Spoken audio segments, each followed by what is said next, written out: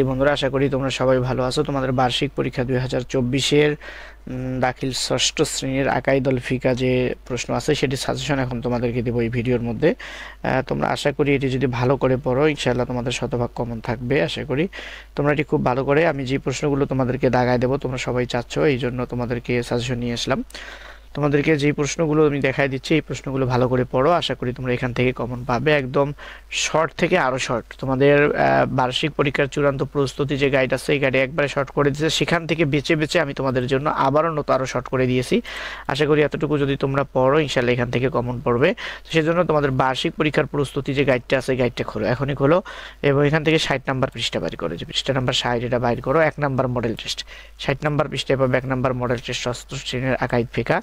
এখান থেকে নাও তোমাদের নৈমিত্তিক বা বহু নির্বাচনী প্রশ্নগুলোর উত্তর আমি বলে দেবো তোমাদের সুবিধার জন্য। উত্তরগুলো আমি তোমাদেরকে বলে দেবো এই ভিডিওতে, ভিডিওটি স্কিপ করো না, তাহলে তোমরা শিখতে পারবে। তো 61 পৃষ্ঠা বের করো। আগে তোমাদেরকে সৃজনশীল প্রশ্নগুলো একটু দেখাই দিচ্ছি। 61 পৃষ্ঠা বের করো। 61 পৃষ্ঠা থেকে তোমাদের প্রথমে যে প্রশ্ন আছে 2 নাম্বার প্রশ্নটা, 61 পৃষ্ঠা 2 নাম্বার প্রশ্ন যেটা আছে এটা দাগ দিয়ে নাও। নাজনীন তার ছোট মেয়ে শাহানাকে বলল, মহান আল্লাহ এই পৃথিবীতে যুগে যুগে অনেক নবী রাসূল পাঠিয়েছেন যারা সারা জীবন নিজেদেরকে নিয়োজিত রাখতেন অন্যের উপকারে। তারা মানুষকে দাওয়াত দিতেন অন্ধকার থেকে আলোর দিকে আসার জন্য।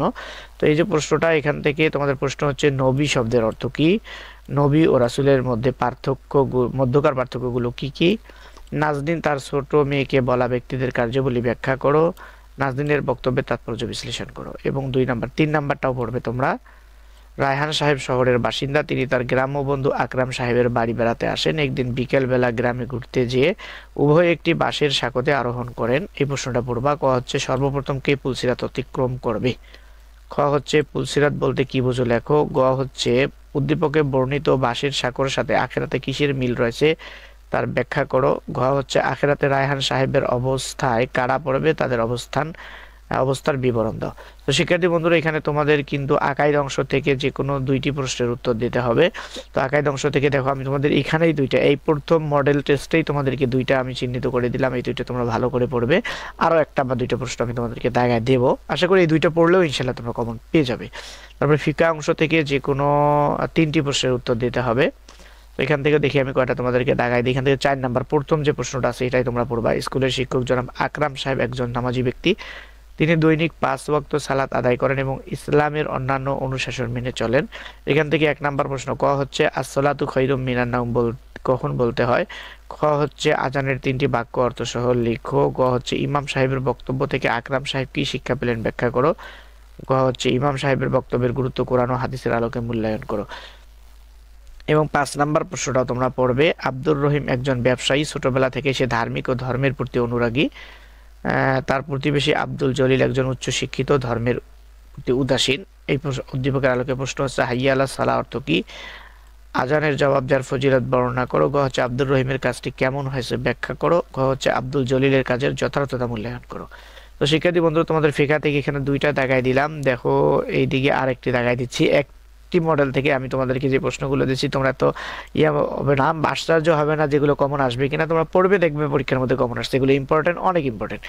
এখান থেকেই কমন পাবে। দেখো তোমাদের ফিকা অংশ থেকে রাসেল ও আহমদ মাঠে ক্রিকেট খেলছিল। এমন সময় আসরের আজান দেওয়া হলো। তখন রাসেল আহমেদকে বলল, চলো আমরা সময় মতো সালাত আদায় করি। এই যে উদ্দীপকটার আলোকে প্রথম প্রশ্ন হচ্ছে সালাতের ভিতরে কয়টি ফরজ। ক হচ্ছে সালাতের আহকাম সমূহ বর্ণনা করো। গ হচ্ছে আহমদের সালাতে দেরি করার বিষয়টি পাঠ্য বইয়ের কোন বিষয়ের সাথে সম্পৃক্ত ব্যাখ্যা করো।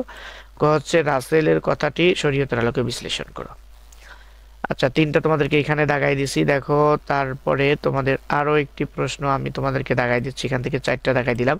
ইসলাম গ্রুপের এমডি জনাব নজরুল ইসলাম সাহেব সালাত আদায় করার জন্য মসজিদে প্রবেশ করে। এই প্রশ্নটাও একটু পড়বে। প্রশ্ন খ মসজিদে প্রবেশের পর কি করা উচিত। খ তাহিয়াতুল উজু এর প্রয়োজনীয়তা লেখো। গ কালামের কাজটি ইসলামী শরীয়তের আলোকে ব্যাখ্যা করো। আর ঘ হচ্ছে নজরুল সাহেবের উপদেশের তাৎপর্য পাঠ্য বইয়ের আলোকে মূল্যায়ন করো। তারপরে তোমাদের আখলাক অংশ থেকে একটি প্রশ্নের উত্তর দিতে হবে। তো প্রথম প্রশ্নটাই তোমরা পড়বে।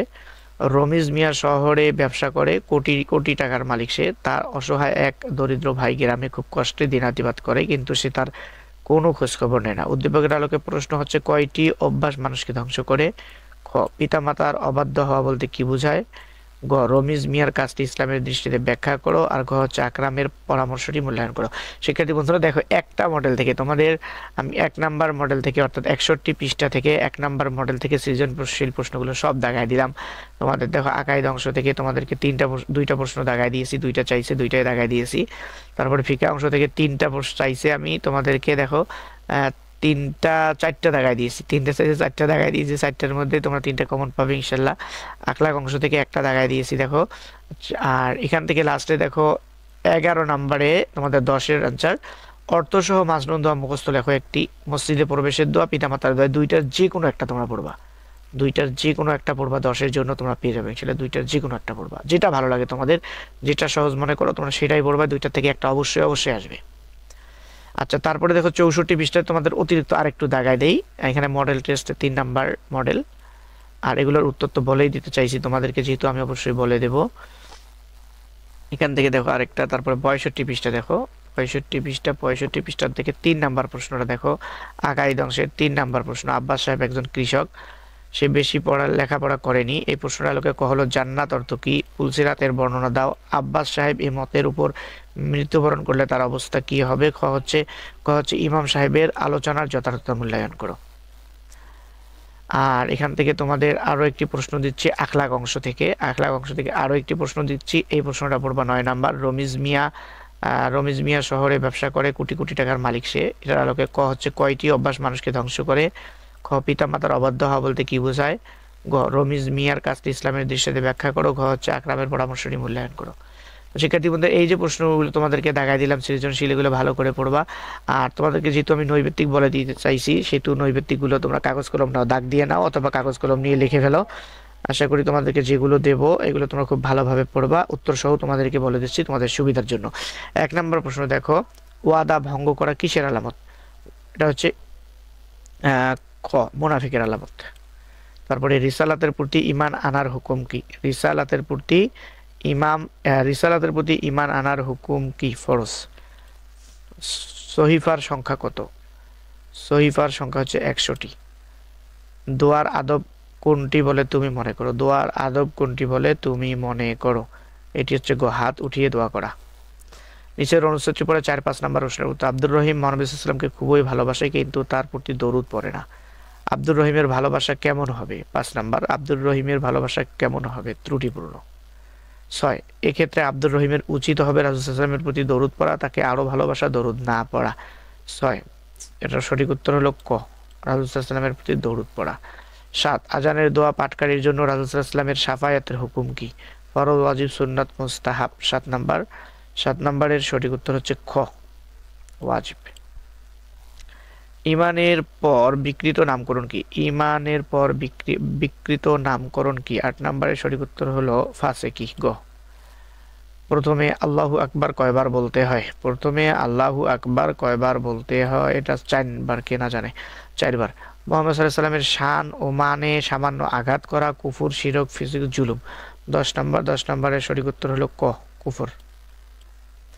11, আত্মীয়তার সম্পর্ক ছিন্ন করা যাবে না কেন, কারণ তা হারাম, কারণ তা মাকরু, কারণ তা ক্ষতিকর, কারণ তা অকল্যাণকর। 11 নাম্বার প্রশ্নের সঠিক উত্তর হলো ক, হারাম, কারণ তা হারাম, ক।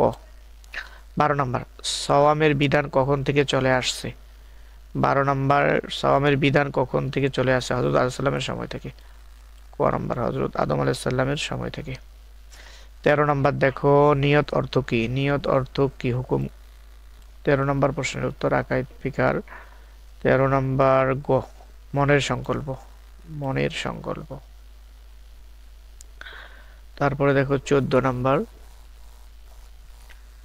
কিসে মানুষকে পাপ ও অশ্লীলতা থেকে দূরে রাখে, কিসে মানুষকে পাপ ও অশ্লীলতা থেকে দূরে রাখে, গ সালাত। সালাতের আরকান কয়টি, 15 নাম্বার, সালাতের আরকান কয়টি, ঘ 6টি। 5 ওয়াক্ত সালাত আদায় করার হুকুম কি, 16 নাম্বার। 5 ওয়াক্ত সালাত আদায় করার হুকুম হচ্ছে এটা বলে, এটা ফরজ, এটা না, ফরজ। 5 ওয়াক্ত সালাত আদায়ের হুকুম হচ্ছে ফরজ। তারপরে 17 দেখো, সওম শব্দের অর্থ কি, বিরত থাকা, সাধনা করা, আত্মশুদ্ধি লাভ করা, জ্বালিয়ে দেওয়া। সওম শব্দের অর্থ কি, 17 নাম্বার, বিরত রাখা। রিসালাত শব্দের অর্থ কি? পথ প্রদর্শন, পরিচালনা, সংবাদ, নির্দেশ। 18 নম্বরের সঠিক উত্তর হলো সংবাদ। রাসূলুল্লাহ সাল্লামের নাম শুনলে দরুদ শরীফ পড়ার বিধান কি? রাসূলুল্লাহ সাল্লামের নাম শুনলে দরুদ শরীফ পড়ার বিধান কি? ওয়াজিব। আল্লাহ তাআলা কাদেরকে কিতাব দিয়েছেন? ফেরেশতাদের, রাসূলদের, নবীদের, জিনদের। আল্লাহ তাআলা কাদেরকে কিতাব দিয়েছেন? 20 নম্বর প্রশ্নের উত্তর রাসূলদের। 21, কোরআন মাজিদের সিজদার সংখ্যা কয়টি? 14টি। আখেরাতের প্রথম মঞ্জিল কোনটি? মৃত্যু। আখেরাতের প্রথম মঞ্জিল মৃত্যু। তারপরে 23 নাম্বার দেখো, কবর শব্দের অর্থ কি? 23 নাম্বার, কবর শব্দের অর্থ কি? আলোকিত করা, প্রকাশ করা, আড়াল করা, অন্ধকার। কবর শব্দের অর্থ হলো অন্ধকার। ঘ নম্বর, 23-এর ঘ, অন্ধকার। তারপরে 24 নাম্বার, অজুবিহীন অবস্থায় আজান দেওয়া কি? মাকরুহ। তারপর আজান শব্দের অর্থ কি? 25 নাম্বার, আজান শব্দের অর্থ কি? ডাকা। 26, কোন ইবাদত ঈমানকে মজবুত করে? 26 নাম্বার দেখো, কোন ইবাদত ঈমানকে মজবুত করে? সালাত। 27, রমজানের সওয়ামের সুন্নত কতটি? রমজানের সওয়ামের সুন্নত কতটি? 5টি।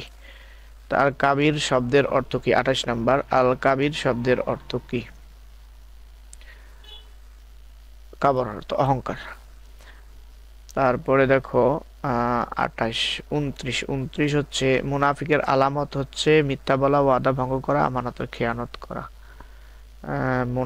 তিনটায়, অর্থাৎ 29 নম্বর, মুনাফিকের আলামত হচ্ছে মিথ্যা বলা, ওয়াদা করা, আমানতের খেয়ানত করা। মিথ্যা বলা, 2 হচ্ছে ওয়াদা ভঙ্গ করা। এখানে আসলে কনফিউজ হওয়ার লাগে, এটা গ এবং ঘ দুইটা হয়, কোথাও গ দেওয়া, কোথাও ঘ দেওয়া, বা কেউ মিথ্যা বলা, ওয়াদা ভঙ্গ করে, এটাকে বলছে আমানত। মুনাফিকের আলামত হচ্ছে 3টি, ওয়াদা করলে ভঙ্গ করে, আমানত দিলে খেয়ানত করে, কথা বললে মিথ্যা বলে। ওয়াদা করলে ভঙ্গ করে, আমানতের খেয়ানত করে, 3টাই হচ্ছে মুনাফিকের আলামত। সেহেতু এইটা ঘ হয়, এবং বইয়ে আবার কোথাও ক দেওয়া থাকে। আচ্ছা, এটা তোমরা একটু তোমার মতো করে তোমাদের বই গাইডে মিলাই নিবে, এই প্রশ্নটা একটু গাইডে মিলাই নিবে। 29 নাম্বারটা। 30 নাম্বার, অহংকারের স্তর কয়টি? 30 নাম্বার, অহংকারের স্তর কয়টি? 3টি। তো শিক্ষার্থী বন্ধুরা, 30টা বহু নির্বাচনী প্রশ্নের উত্তর আমি তোমাদেরকে বলে দিলাম। সৃজনশীল প্রশ্নগুলো দাগাই দিয়েছি, তোমাদের যাতে নাম্বার, মডেল, পৃষ্ঠা নাম্বার সহ বলে দিয়েছি, সেজন্য তোমরা সবগুলো সুন্দর ভালো করে পড়বে। আর রিকোয়েস্ট থাকবে, যদি চ্যানেলটি এখনো সাবস্ক্রাইব করে না থাকো, চ্যানেলটি সাবস্ক্রাইব করে ভিডিওতে একটি লাইক দিয়ে দিবে।